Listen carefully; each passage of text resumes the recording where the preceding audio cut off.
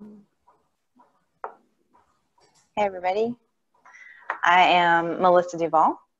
I am an apprentice in the Know the Self Mystery School with my friend Amelía and here. I have a blog at prismaticawakening.com and I work with Amelía. Amelía and I have been having a lot of really wonderful discussions about what we decided to call this series of discussions, Life in 5D, and how it's different and changing, how it's impacting people. And we thought we might record them and start sharing with the general public on YouTube and in our free Facebook group, Rebirth and Renewal. Amelia's school and all her resources can be found at knowtheself.com. I'll probably mention that again at the end. But the thing we've been talking about, because this week is Valentine's Day, and because Amelía and I have been talking a lot about relationships and like interactions between men and women and how they're playing out, we're talking a lot about the masculine and feminine. So we wanted to talk about love in 5D today.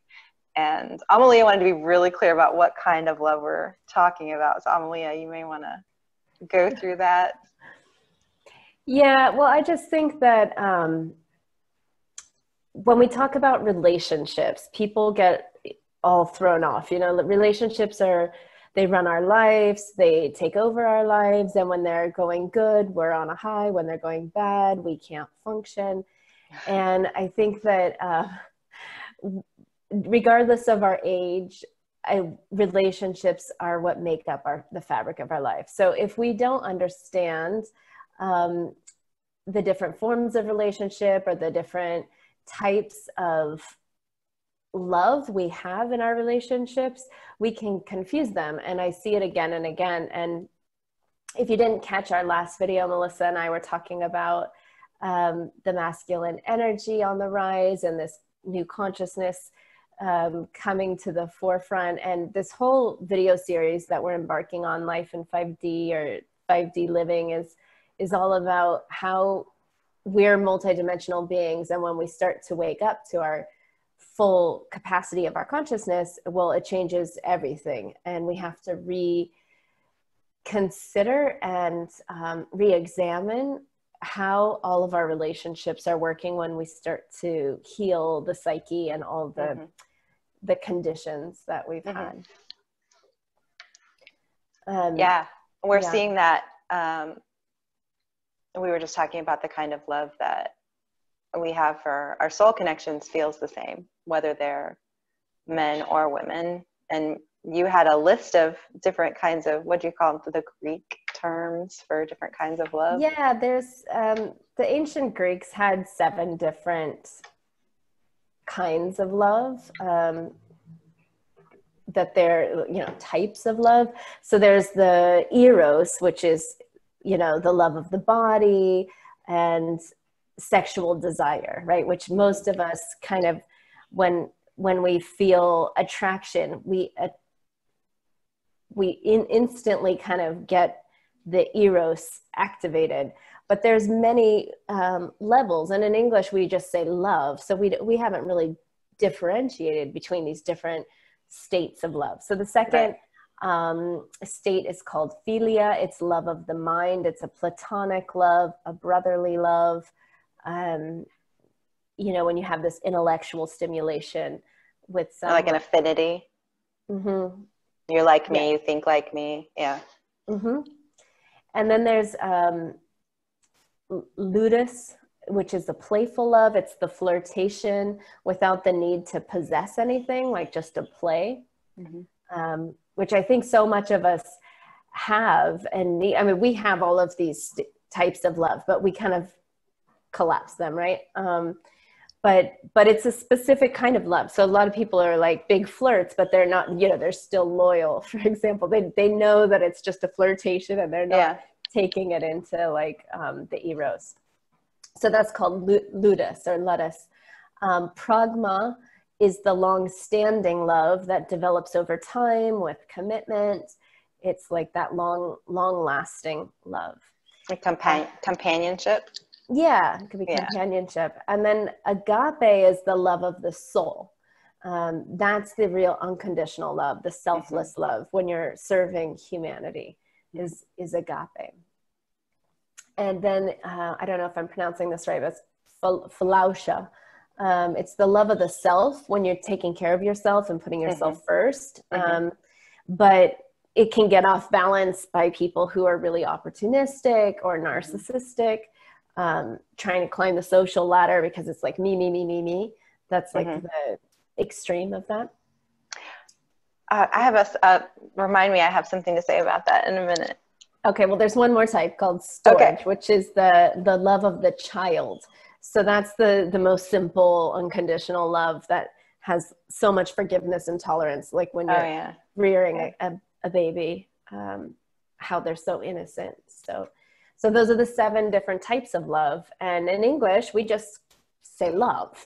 Right, and it's so confusing because even the word relationship is so loaded. Like, relationships can be business relationships or friendships or romances or family relationships. And it just means that, like, this connection and interaction. And man, if you say relationship to some people, like, it triggers all this stuff. They're all of a sudden thinking they're stuck in some sort of a marriage and commitment. And but everything we do, we're in relationship, and it's just a part of life. We cannot escape relationship. Whether you're committed or monogamous or not, you're in right. Let's just get that clear. You're in a bunch of them. That's the truth of it. You're in a bunch of them. If you're talking to that person, you're in a relationship with them. Right. So you were talking about self-love and it getting off balance and that turning into like narcissism. I know we all know some narcissists. I actually feel like narcissism is actually underneath like a lack of ability to give yourself love. You have to reach out to try and get everybody else to give you love because you have no idea how to do it yourself. Like, you almost don't love yourself. And I feel like I've been doing this lovable challenge on my Instagram, and it's changing my internal frequency, making me more magnetic to bring in new relationships, friendships, connections, networking. I told Amelía today, I feel fizzy. Like, I just feel really light and good. I'm centering in on that lovely self-compassion. But the other thing we were talking about was, I asked you the question, do you feel differently about your close soul friends, like me, for instance, and a lover or a close family member that you have a really good relationship with? Do you feel a different kind of frequency, a different kind of love underneath? Yeah, and for me, it's really these levels. Since I discovered the different levels of love, it really helped me to clarify my relationships. I come from a background of abuse. So if any of you have heard my podcast, Love, Sex, and the Hidden Agenda, you've heard a lot about my backstory. And I needed to clear out like these toxic ties, because I grew up in a culture, I mean, we all grew up in a culture where people don't have these clear definitions of love, and they collapse them and they mix them, and it creates a lot of damaged psyches. So for example, if you are abused by someone who's supposed to be a family member and giving you agape love, and they start giving you eros love or feeling erotic desire for you as a child, it wires you in a way that creates a distortion in your field. And then growing up, you're constantly attracting this kind of perpetrator scenario, and then you're never feeling safe, and you're not getting enough of the agape love or the storage love where you're feeling safe and held. So I think it's more complicated than, do I feel the same? Because it depends on the situation. I mean, obviously, if I'm making love to my partner, I'm going to feel eros and maybe some agape and some playfulness, whatever. Yeah, it might be all of them, right?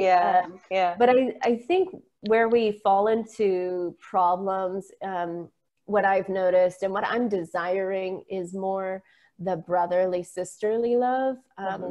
I feel like I didn't have enough healthy relationships in the what I would call right relation, like the roles of mother, father, brother, sister were really toxic for me, and an uncle, an aunt.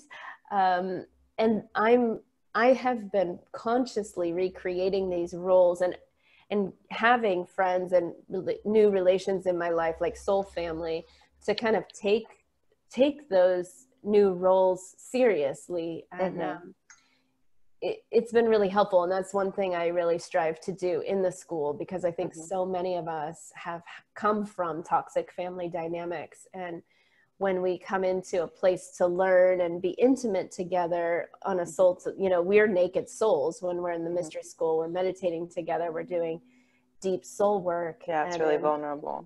So vulnerable. And I think it's really important that we establish, what kind of relationship this is, because how many times do you see a spiritual teacher misusing their energy, or a student goes under a teacher's care and then they hero worship their teacher, and then they start feeling erotic desires because of the way we're wired, because of these old distortions that we had, like when we were younger, and these traumas. Then our field gets wired to kind of call that back in. So then we might find ourselves in inappropriate relationship, like student-teacher relationships, or and I'm sure everyone listening knows what I'm talking about, because we see I think we all do everywhere. Like, you get confused.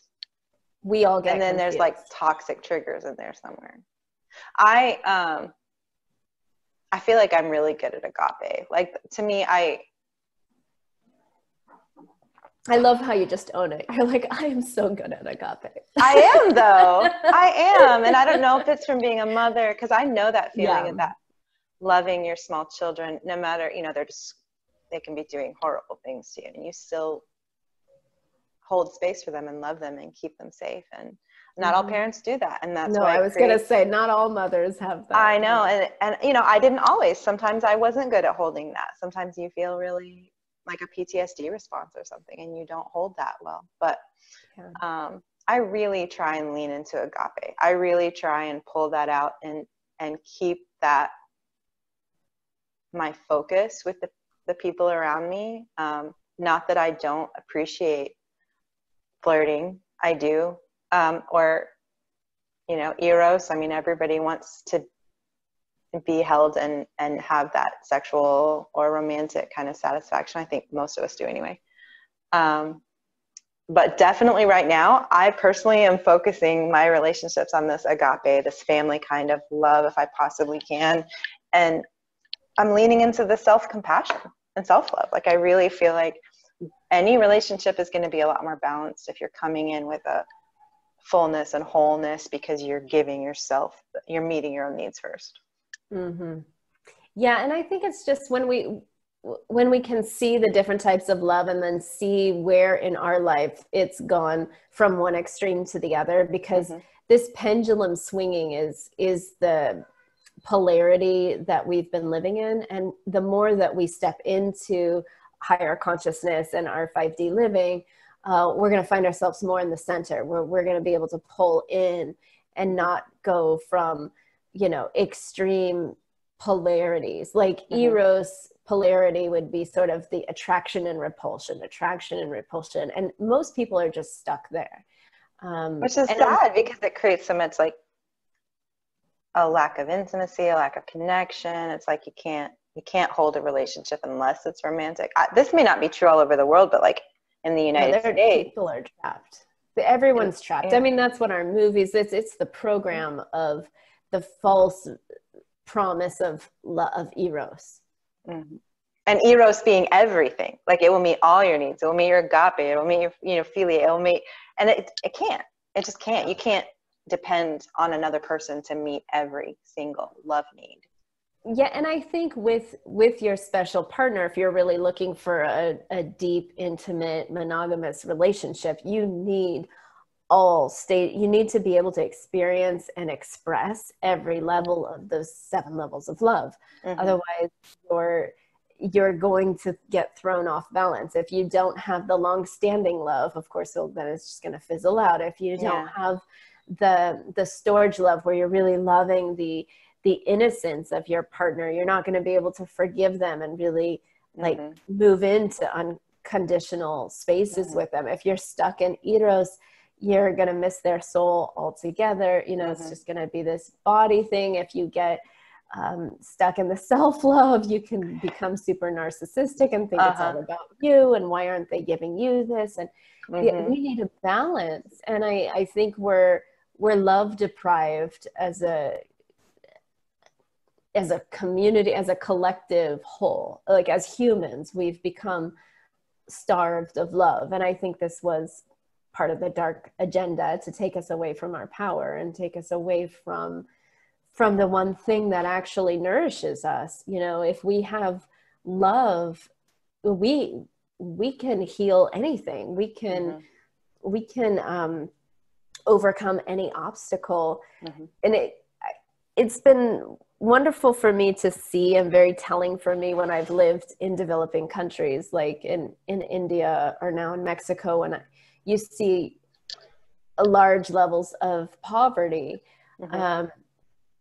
Much different from the United States. Like I'm from San Francisco originally, which has a ton of poverty, but the poverty there is crazy, diseased, and forlorn, and it's terrifying. It's like a bunch of crazy people living in some apocalyptic sci-fi scene, right? It's horrid. In San Francisco. In San Francisco. But in Mexico and India, when I go to places of intense poverty, I still can see a lot of love. I can see a lot of care. I see a lot of community support.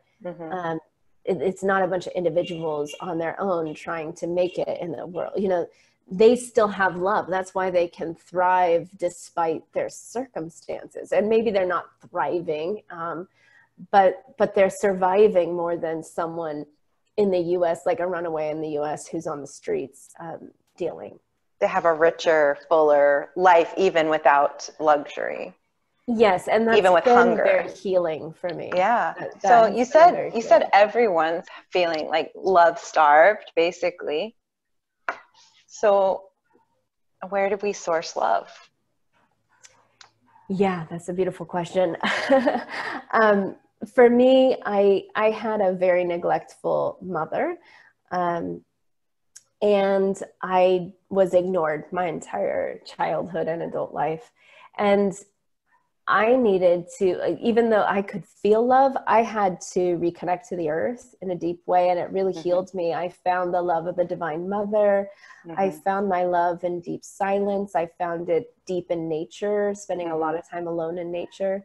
I was able to refill myself and heal the parts of me that were starved and lacking. And I had to resource it within me.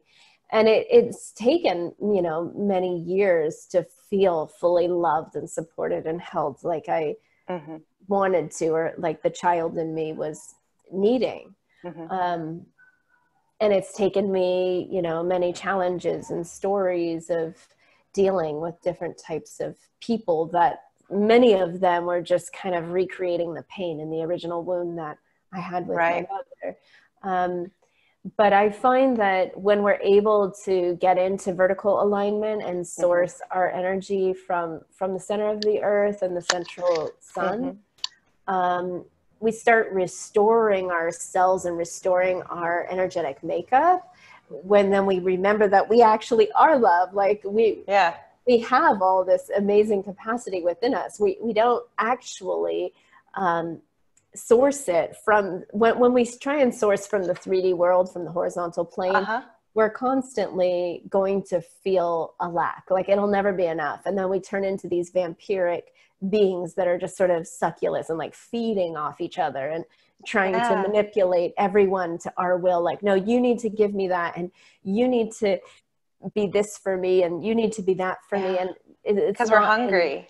We're hungry ghosts, basically. It's so interesting, because I think that, I mean, like you, I was very neglected as a child emotionally. And then I grew up to have children, a lot of children. and who needed a lot of love, and finding I have a lot of love kind of naturally. I think I can connect to that divine mother energy without really thinking about it much. So I had a lot of love to give, but I was giving it out to everyone else, and I wasn't really giving myself any of that.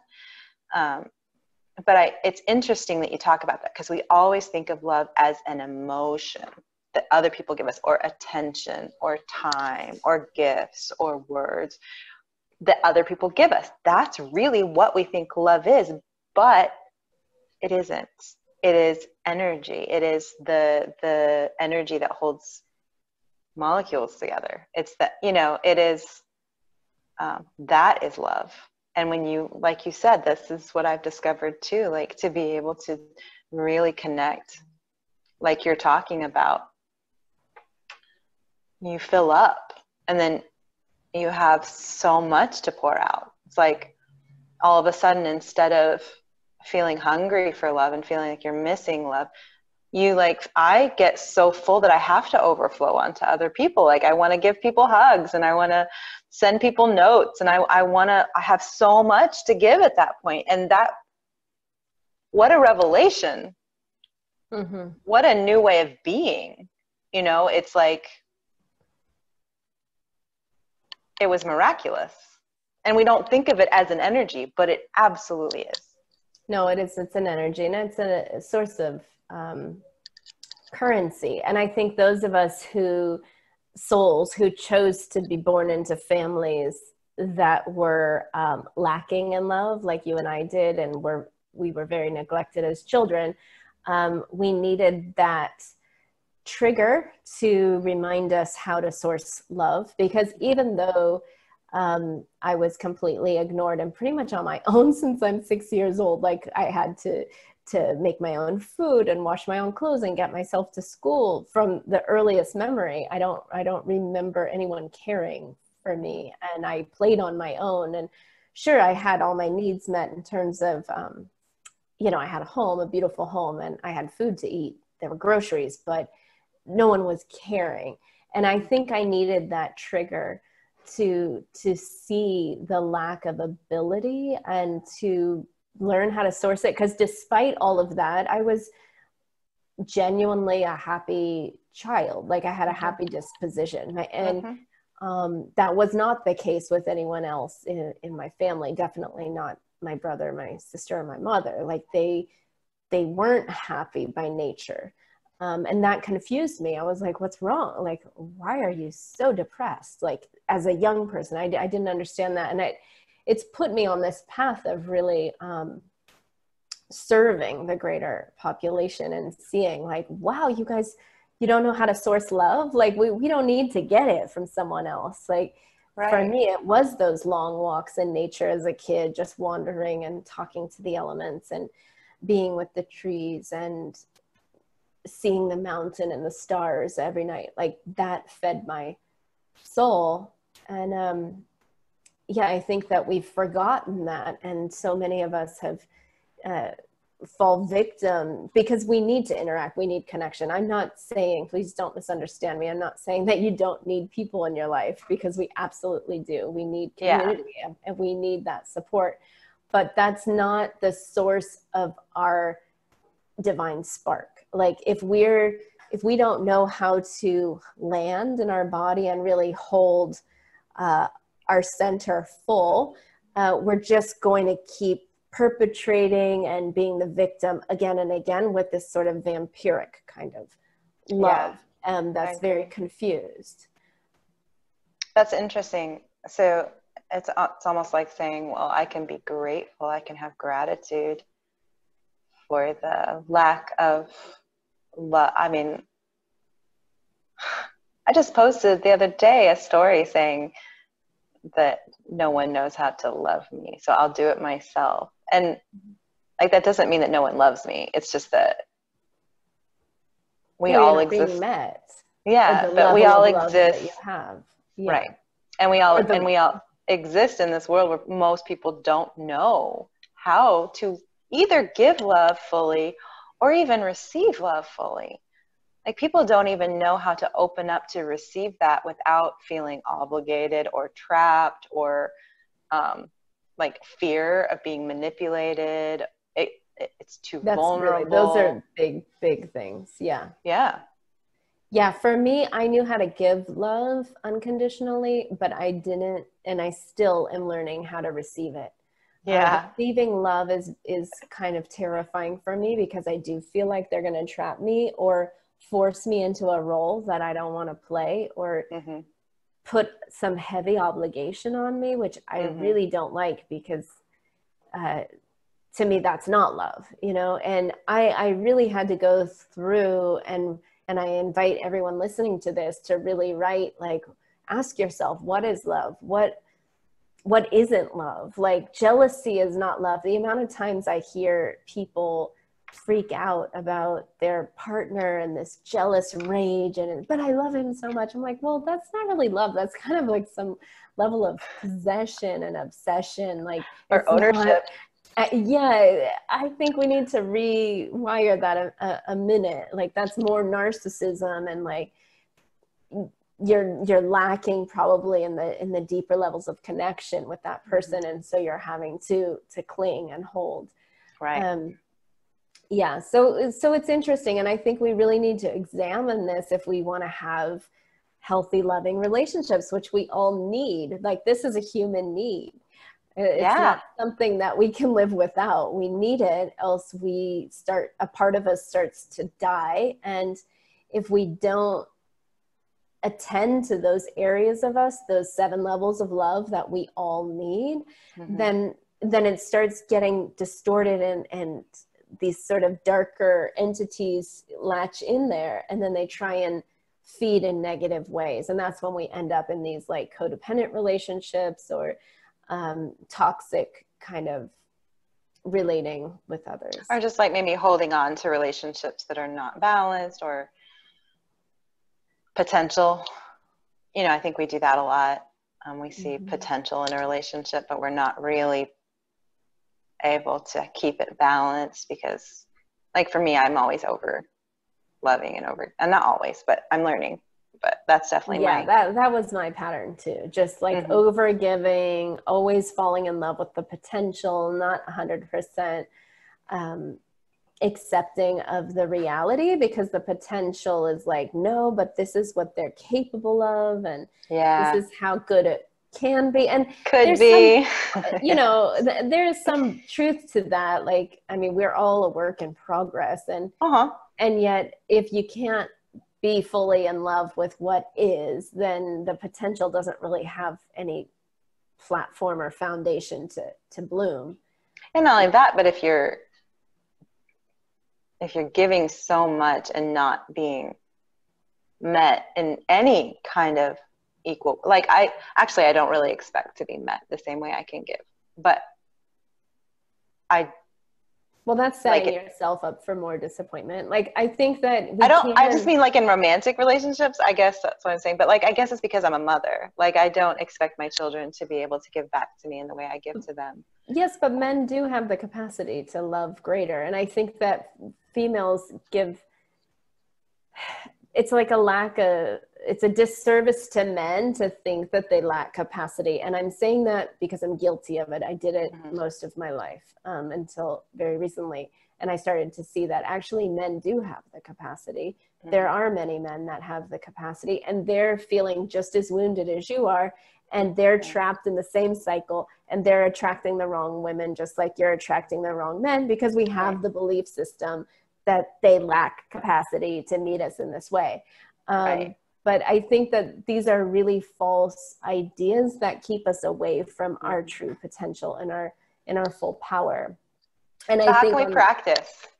Yes, and I was just going to say, on Valentine's Day this week, wherever you are in your love life, and especially after this big full moon in Leo, which was all about pride and passion and stepping into your power, it's time to claim what your heart really desires. You know, really claim the kind of love you want. And I just invite you all to close your eyes You can just do it with me right now and imagine, like, what does it feel like to be met 100% in balance with the amount of love that you're able to give? Like, how does it feel to be fully met, to be fully seen, to be fully loved? What does love even feel like? Some people don't even know what it feels like they've never allowed themselves. Can you hear me saying that? I don't know exactly what that would feel. Yeah, you don't know. I didn't know. So I had to like go deeper. Okay, show me, Great Spirit, pillar of truth, show me, what does love feel like in my body? Like, I want every cell in my body to experience what love feels like right now. Please give me an experience of that. And just take a few breaths.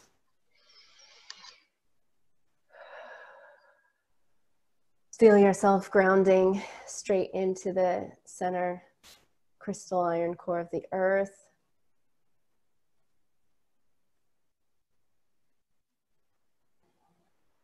And just imagine, what does it feel like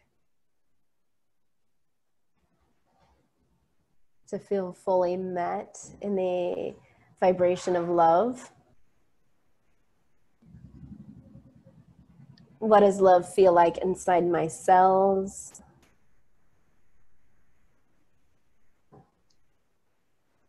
If I could breathe in love, what does it feel like to breathe love?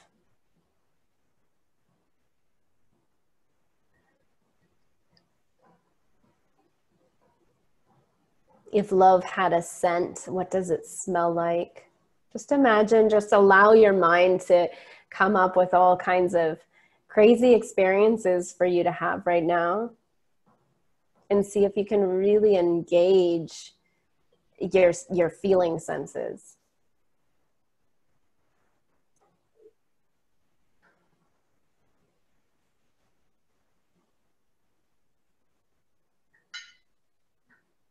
If love had a vibration, what would it feel like? Like, is it a tingly sensation? Is it a buzzy? Is it warm? What does the vibration of love feel like in your body?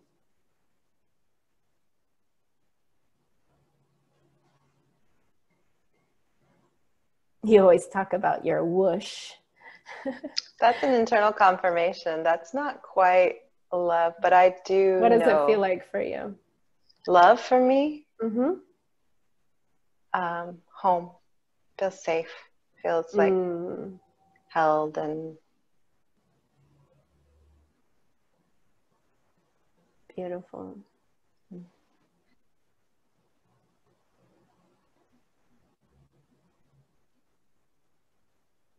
Like, so I know the frequency. Like, you can feel it from me right now. Like, I know the frequency of love. I feel that. And I can channel that.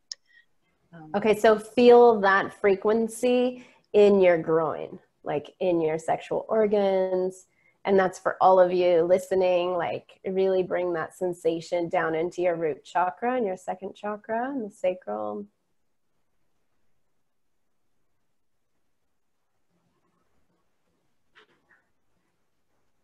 What does love feel like in your erogenous zones? Sorry, so just a little embarrassing. Yeah. Well, what does it feel like? It feels just the same. It feels safe. Exactly the same. It's not that hungry desire that Eros creates. Yeah. It's it's home. It's rooted. It's it's really solid. Beautiful. And move up to the third chakra, like to this whole solar plexus area. Like, what does love feel like with the self and your identity of yourself and who you are in the world? Like, oh wow, that's a really powerful one. Oh, feel that. That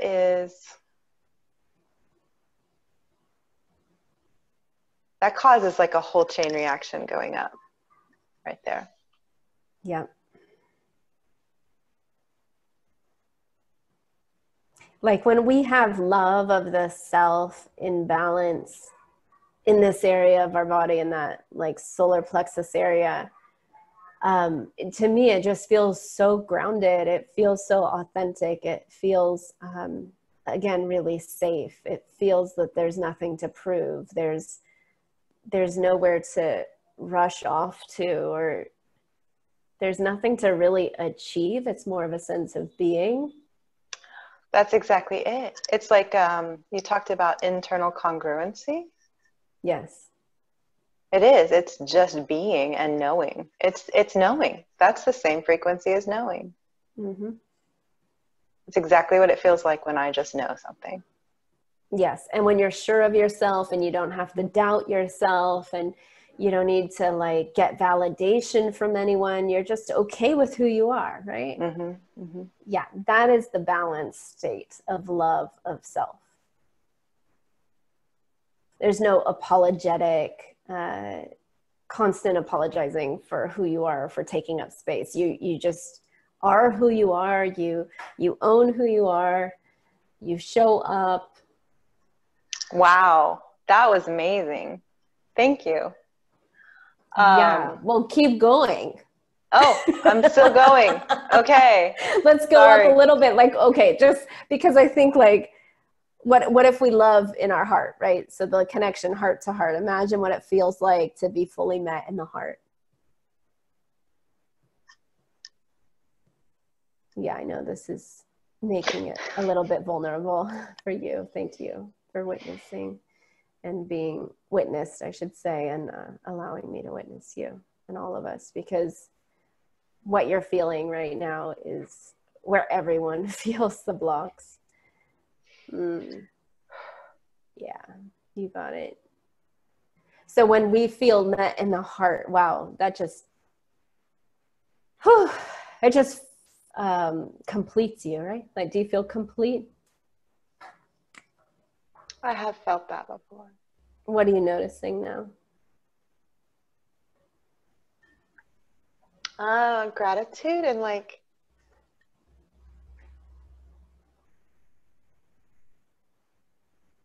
I miss it too, you know. Mm-hmm. But here I am. I have it all by myself. Right. So you were sort of noticing the hole that was there. Mm-hmm. Yeah. Oh, that's a powerful thing. Actually, it's really empowering to think I can feel that by myself. I mean, you and I are in meditation together, but yeah, but no one's actively giving it no to one's, you. yeah, You're experiencing it and conjuring it on your own. Right. Yeah. That is your birthright. So just consider that you can feel that full and connected all the time. Wow. Like how imagine what your life would be like if you felt full from this perspective of love all day long.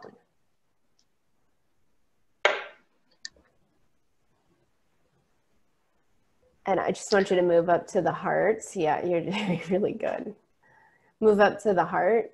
I mean, the throat. Excuse me. Mm-hmm. And just imagine what it feels like when love has suffused your vocal cords and your self-expression and your speech.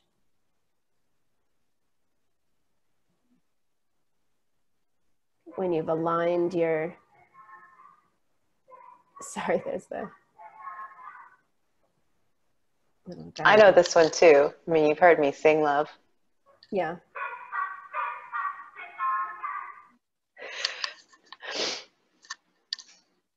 That's the gas singing love to you. The gas person. Okay, so yeah, feeling it in the throat. Yeah, I see a bunch of colors coming out of your throat when you align to love there. It's like you have this whole prismatic rainbow. There's a reason I chose that. Yeah, I just saw the prism and I saw your voice able to like sprout rainbows every time you speak. It's beautiful. Thank you. Okay, and then just move up to the third eye. Like, what if your thoughts in your mental space and all of your space around your head, your dream state, your imagination, what if it's all suffused in love? Unconditional love, agape love.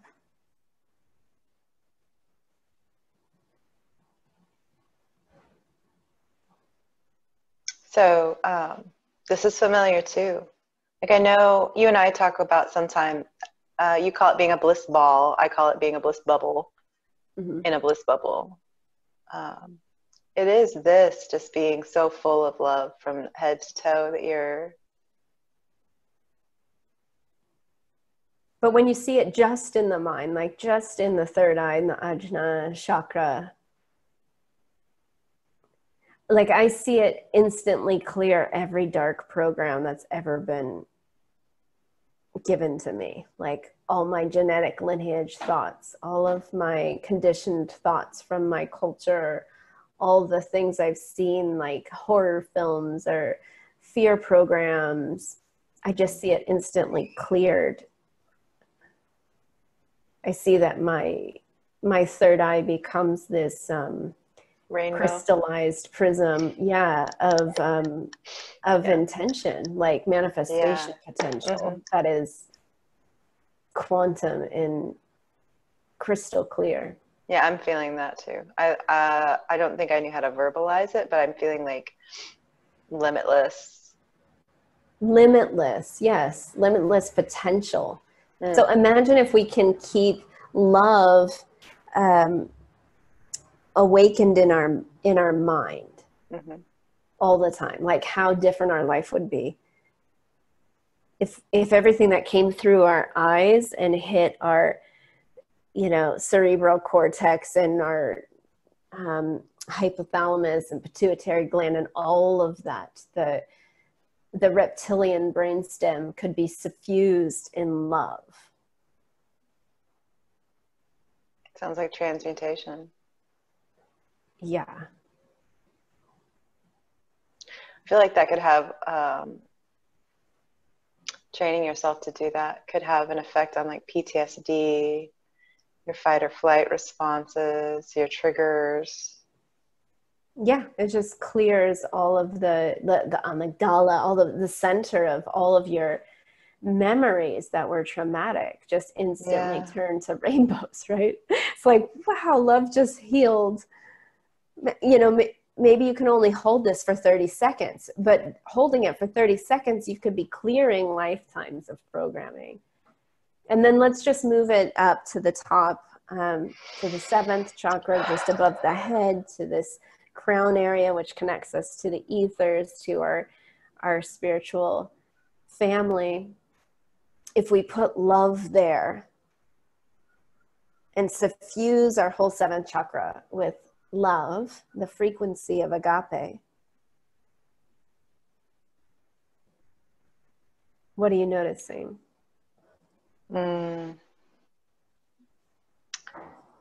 I feel it opening up. I'm actually seeing a lotus, a purple lotus, like a violet lotus spinning. Yeah, the blossoming of your consciousness. When we're able to open and flower with the frequency of love at that level, like there's nothing stopping us from fulfilling all of our potential, for really grounding our mission here, of really calling your spiritual soul into your body. And that's like bright. It's like white light. It's like a lotus of white light, and then there's like a beam, like a column, like a column going up above that. Yeah, you're a prismatic awakening right now. You just demonstrated it for all of us watching. Thank you, Melissa. That was really great. Thank you. Yeah, that was unexpected. And yeah, we didn't know. Any of you guys listening or watching and who've done this, please type in the comments how that made you feel, what you're noticing. Please keep practicing that. If you would like to join me in the mystery school, me and Melissa in the mystery school. I have courses that I offer to help you activate your mission and to ground your mission. And I do private mentoring. Melissa also does private sessions for people, and is going to be working more closely with me in the mystery school. So if you join, you're going to be interacting with us on a regular basis. So I hope to see you guys very soon. Is there anything else you wanted to say, Melissa? Just would you repeat the website? So it's www.knowtheself.com. Obviously, this is the YouTube channel. You can know the self. And then my website is prismaticawakening.com. We're both on Instagram. Know the self. Yeah, prismatic.awakening for me and know the self for you. Yeah. Yeah. Follow the links and come join us. Like we're ready to share and open up, and man, you and I both, we love to see people just thriving. You're so blissed out right now. I really am totally blissed out. And I was a little irritated at you for like bringing it up to my heart when it's a little. I know you tried to escape that one. You're like, let's just, okay. Like, oh no, we're not done. You're like, no, Melissa. Day. You're brave. Let's go. Yeah, we gotta go straight in. So yeah, love yourselves up. You guys create your love bubbles, and we'll see you next time. Bye, guys. Okay, take care. That was great. Oh.